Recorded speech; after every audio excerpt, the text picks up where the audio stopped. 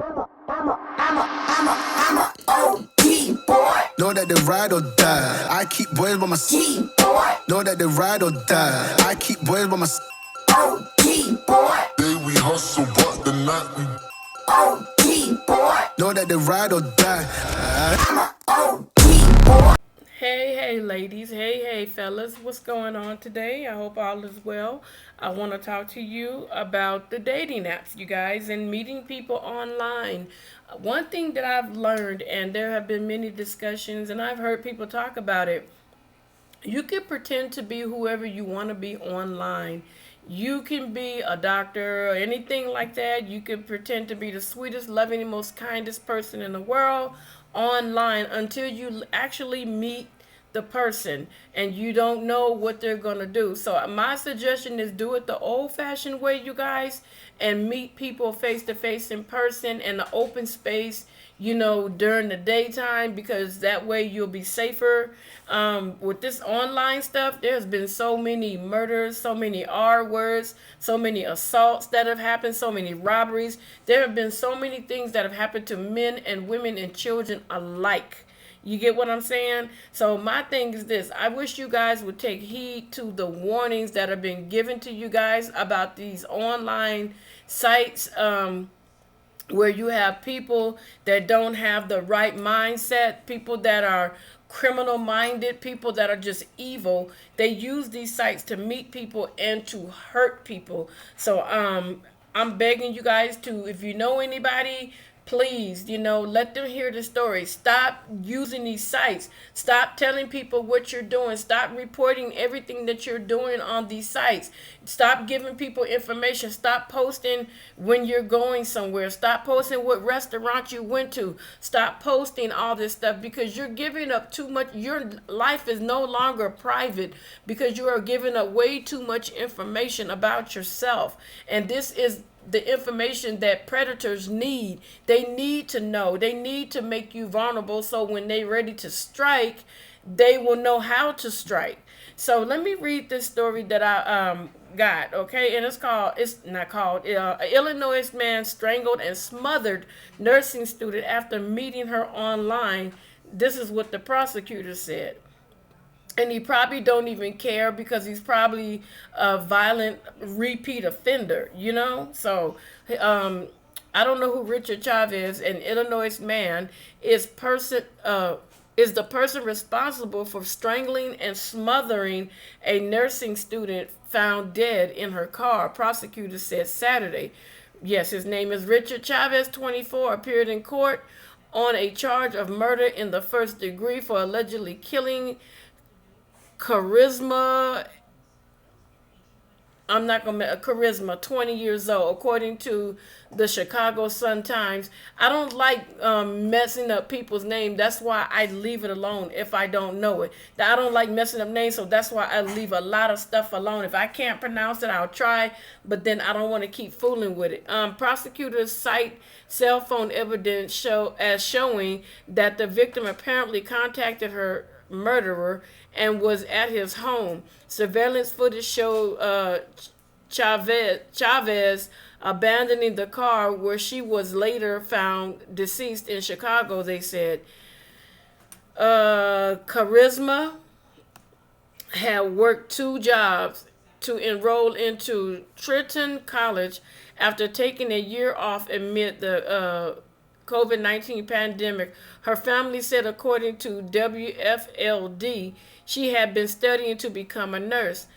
That's who she is. Her father, Jeffrey, told the outlet she wants to help people. It's all she ever wanted to do was help people. So I don't know, that I'm not trying to be funny, but a lot of times we need to talk to our family members about dating people, going online and all these sites, letting people see who the people we're talking to.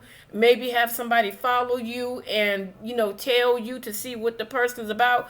And then if that person tries to act out, then you can stop it. You know what I'm saying? But we don't need to be going somewhere. Too many girls like, oh, I'm going to his house and this, that, and other. You don't even know this guy. Why are you at his house? Period. Point blank. Let me see. Her best friend was her mother, who had been confronting health problems. Charisma went out of her way to wake up her mother every morning and make her smile. It's all she cared about. Her father said, I don't know how my wife's going to survive without her. Her whole world was that girl. It was out of, ouch, sorry, it was out of character for Charisma to go missing like that, like she did. Excuse me, you guys. I'm so sorry. I'm trying to read ahead of myself. Sorry. Apologize. An Oak Park, Illinois man has been charged in the death of Charisma. The missing Forest View woman was found dead in Austin, Chicago, police said. And they have some kind of website here. According to prosecutors on Saturday, Charisma had driven to Chavez's home on January the 23rd in the village of Oak Park, Illinois, which neighbors Chicago. Surveillance footage showed them entering the residence. Charisma was not seen leaving, prosecutors said. She had last called a number registered to Chavez and her phone pinged at his residence that day, authorities said. In the end, Chavez drove her car to the 5900 block of West Iowa Street in the Austin neighborhood of Chicago and exited by himself, authorities said. He walked around before calling his brother to pick him up less than a mile away. Wow. So what they're probably saying is that she went inside the house. He probably made sexual advances and she said no. And so it got violent and he took her life, placed her in the car himself, and then he drove her car with her body inside of it, and he stepped out of the car with her body being deceased, and called his brother, which lived less than a mile away, and I guess he jumped in the car with his brother and took off. So Charisma was found dead. I hope I'm saying her name right. Am I right? Yeah, Charisma was found dead on January 28th, 3 days after her family reported her missing. Chavez allegedly told detectives he and she hooked up, but she was gone when he woke up the following morning, according to prosecutors. However, he called his parents while in police custody and told them on the recorded line to prepare his passport. Authorities claim to find a suitcase partially packed in his bedroom as well as a mask he was wearing in surveillance footage after abandoning Charisma's car.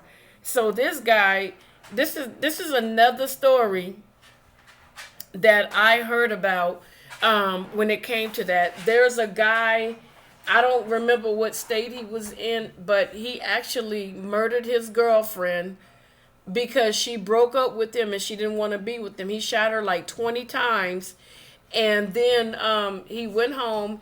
He packed his bags. They caught him. They gave him a bail, and once they gave him he packed it. After he killed her, he went home. They arrested him. He paid a bail, and while he was waiting for his court date, he started packing his bags and he was going to head out of the country so that he could get away with the crime. But the family found out first and they alerted the police. So they arrested him again and they let him out again. So I don't know how this guy can shoot this girl 20 times cold blood in broad daylight, having a verbal altercation, and he's walking free. I don't understand what's going on. These people in office don't give a damn. Because if you did, let me tell you something, it wouldn't happen that way. Some of these people that are committing these crimes is like, oh, I'll just run to my country and get away with it. No, when they commit these crimes and they know that they did it, they need to get the death penalty right away. Because if you're bold enough to just shoot somebody down because they reject you, you need to be given the death penalty. I don't care if the jail is crowded. Pile them suckers on top of each other like sardines. Because there's too much of this going on. It's too much murder, too much R-word, too much domestic abuse, too much domestic violence. It's too much going on. Too much robbery. It's too much going on for these people not to be held accountable. I don't care. Put their asses on an island where they have no way of building a boat, ship, helicopter, nothing. Put them on an island together and let the fittest survive. If you want to be an animal on an island by yourself where you don't have no resources, no boats go by there, nothing, no housing, no trees, no nothing. Set them out there to survive on their own. And I guarantee you, when people find out that that's their punishment, they'll stop doing it. Or allegedly these FEMA camps, send their butts to these FEMA camps and deal with them there. It's too much. And I'm very sick and tired of it. I'm sick and tired of it. The girl just went out on a date. He probably, oh, I'm going to get some. I'm going to get some. She should have done better. She should have taken her time. She should have met him out in the open for a while. I tell all my friends, don't go to nobody's house. Girl, meet them out in the open. You wait about 7-8 months. Then you probably try to go. That time you got a way to know this person. You can gather more information. Bring them around people so if he try to do something, they know exactly where to go. Excuse me. So that's all I want to say about that. I'm sick and tired of these men being told no, they can't have no kitty. Then they end up, taking your life. Is it that serious? My goodness.